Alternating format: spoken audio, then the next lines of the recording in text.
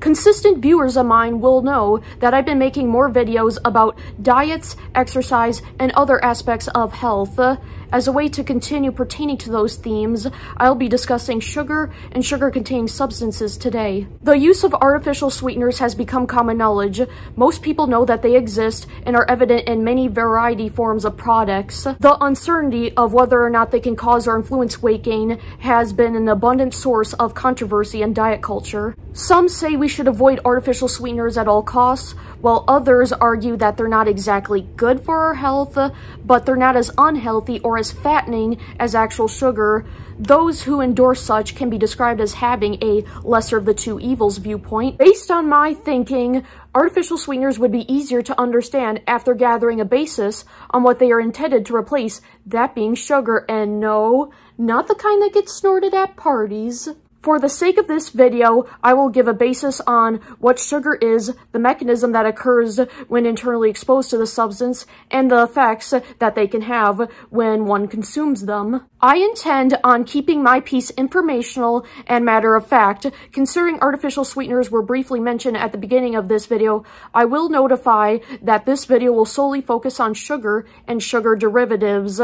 A separate video that strictly pertains to artificial sweeteners will be posted as a follow-up to this. Everyone who is watching my video is probably familiar with sugar. When I say sugar, you probably picture table sugar in your head.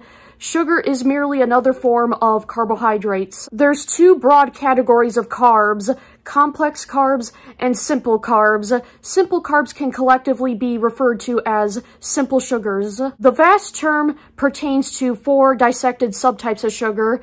In my nutrition course, those 4 divided types of sugar were described as the following: 1. Glucose, 2. Fructose, 3. Lactose, and 4. Sucrose. People who hold interest in nutrition likely know that glucose is our #1 energy source. Literally every cell in our body runs on glucose.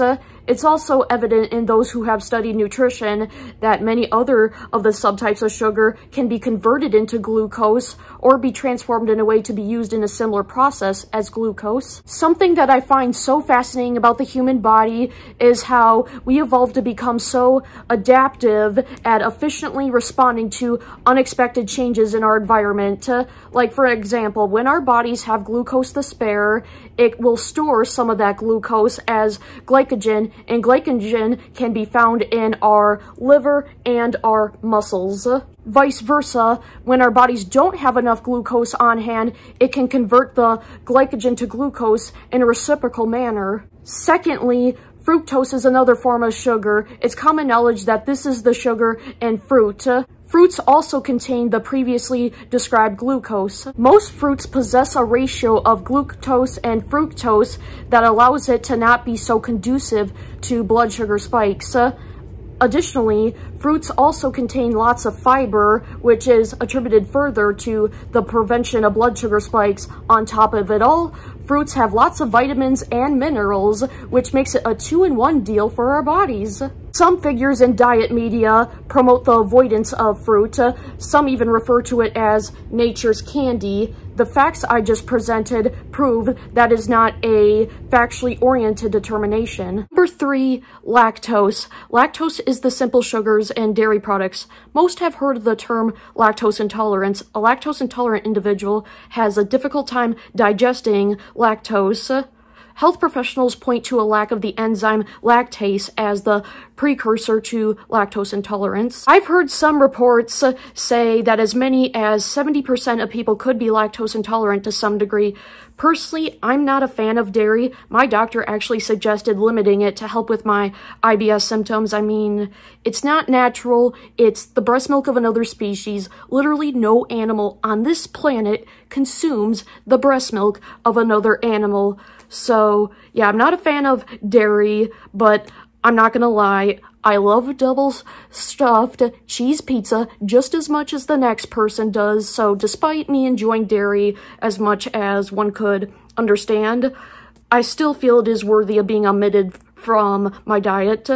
The rest of my 2 cents on that will be a topic for another day. let's get back to the point. Number 4, sucrose. Sucrose is table sugar. This is the type of sugar that health advisors often will recommend limiting.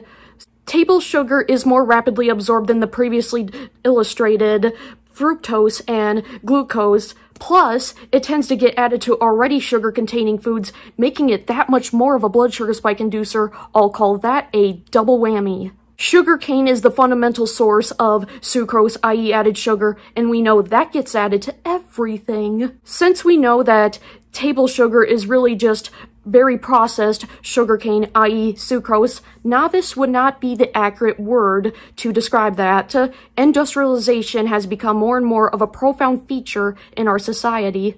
The last half century especially presents impactful change, one of those being the advent and usage of food additives. It's 2023. People are becoming increasingly aware of all the crap they put in our food. One sectionalization of additives I'll put some extensive focus on refers to sugar derivatives. Some examples go as the following: dextrose, dextran, maltodextrin, modified food starch, corn syrup, and the beloved high fructose corn syrup. High probability that a viewer of mine has heard of high fructose corn syrup.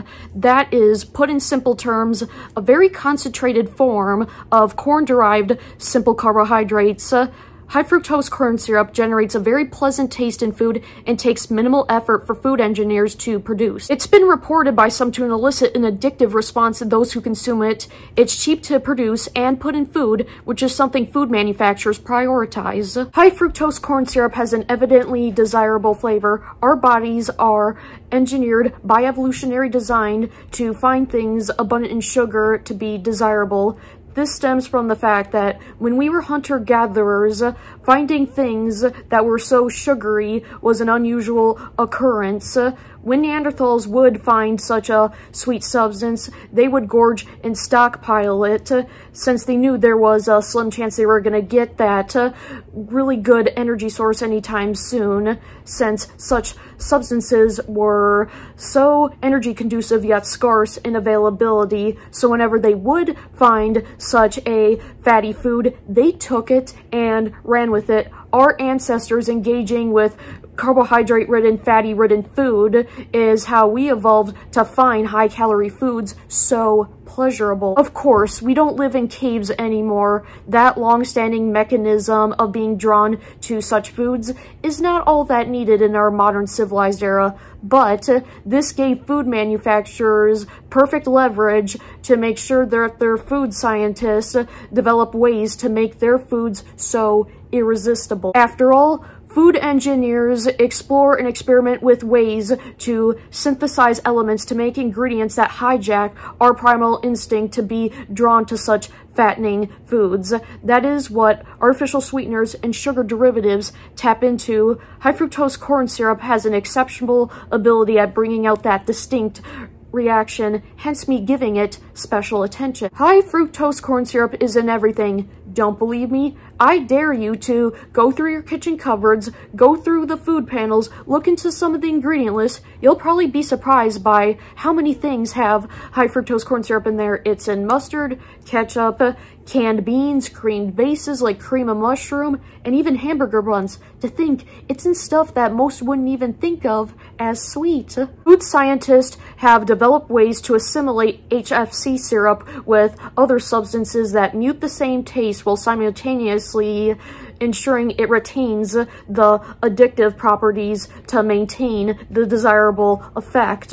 while at the same time, it mutes out an undesirable sweet taste if it's in a food like hamburger buns, where the sweet taste wouldn't be exactly something that would be sought out. High fructose corn syrup isn't the only sugar derivative leading to the longing cravings in foods.